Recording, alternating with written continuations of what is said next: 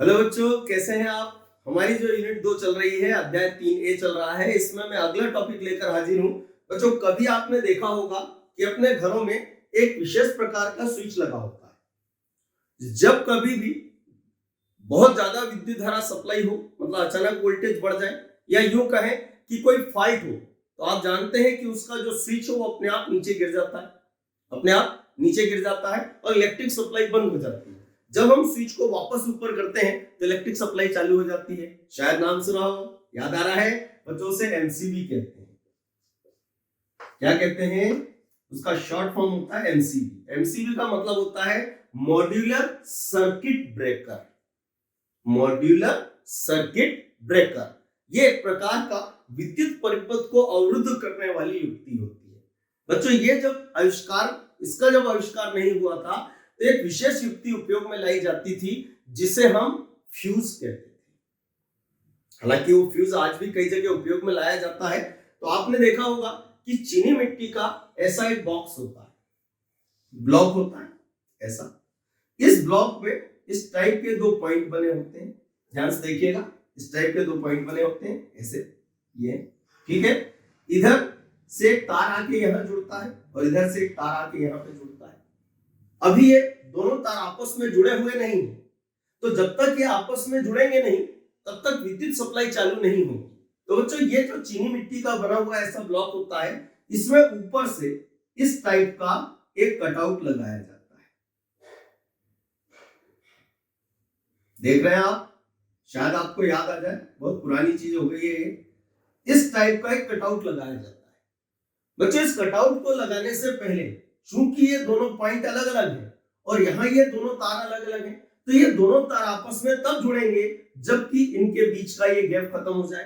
तो कैसे होगा? तो उसके लिए इसमें ये जो दो पॉइंट है कटआउट में, इसमें एक तार बांधा जाता था और जब हम इस कटआउट को इस ब्लॉक में लगाते थे तो इस तार के माध्यम से ये दोनों आपस में जुड़ जाते थे और सर्किट पूरा हो जाता था और विद्युत सप्लाई चालू हो जाती थी। ठीक है बच्चों, इसे ये जो तार लगा हुआ है इसे हम फ्यूज तार कहते थे। अब प्रश्न उठता है, इसका उपयोग क्या है? तो इसका उपयोग वही था जो वर्तमान में एमसीबी का होता है। और उपयोग क्या था? तो ये जो तार लगा हुआ है इसे फ्यूज कहते हैं, जो एक पर्टिकुलर विद्युत धारा के मान के लिए बना होता है।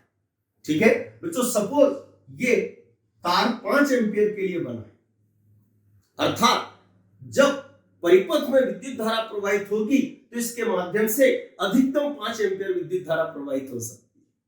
ठीक है बच्चों, अब यदि मान लो विद्युत धारा का मान एकाएक 5 एम्पियर से अधिक हो जाए तो ये जो तार यहां पर लगा हुआ है जिसको हम फ्यूज कहते हैं, ये पिघल के टूट जाता है और जैसे ही टूटेगा ये दोनों पॉइंट अलग हो जाएंगे और जैसे ही अलग होंगे विद्युत धारा का प्रवाह बंद हो जाएगा। अर्थात ये जो फ्यूज होता है ये क्या करता है? तो ये किसी भी विद्युत परिपथ में विद्युत धारा की अधिकतम सीमा, शब्दों पे ध्यान दीजिएगा, विद्युत धारा की अधिकतम सीमा को नियंत्रित करने का कार्य करता है, ताकि अधिक एक्सेस जो विद्युत धारा प्रवाहित हो रही है उसके कारण घरों में लगे हुए विद्युत संयंत्र खराब न हो सके, उनकी सुरक्षा के लिए से लगाया जाता है। लेकिन इसमें एक समस्या थी कि ये बार बार गल के टूट जाता था, फिर हमें इसको कटआउट को वापस निकालकर दोनों पॉइंट से तार यहाँ पर बांधना पड़ते थे और बांधने के पश्चात वापस लगाते थे, तब विद्युत सप्लाई चालू होती थी। लेकिन अब एमसीबी में क्या होता है? तो जैसे ही एक्सेस करंट फ्लो होता है तो एमसीबी ट्रिप कर जाती है, मतलब उसका जो स्विच है वो नीचे गिर जाता है और विद्युत सप्लाई बंद हो जाती है और जैसे ही हम स्विच को वापस ऊपर करते हैं विद्युत सप्लाई वापस चालू हो जाती है। ठीक है, तो इसको कहते हैं फ्यूज। अब ये फ्यूज बना काय का होता है? तो पहले तो परिभाषा बोले तो हम क्या बोलेंगे कि फ्यूज वह युक्ति है जो किसी विद्युत परिपथ में विद्युत धारा की अधिकतम सीमा को नियंत्रित करने का कार्य करती है। बच्चों, ये एक प्रकार की मिश्र धातु से बना होता है जो टिन और शीशे की बनी होती है। टिन और शीशे की बनी मिश्र धातु से यह बना होता है और इसकी विशेषता होती है कि बच्चों इसका विशिष्ट प्रतिरोध उच्च और गलनांक निम्न होता है। गलनांक निम्न होने से क्या होता है? ये बहुत कम ताप पर पिघल कर टूट जाता है। ठीक है बच्चों, और इसे फ्यूज कहते हैं। ठीक है, तो आज हम इस वीडियो में इतना ही रखते हैं। अगला टॉपिक हम अगले वीडियो में देखेंगे।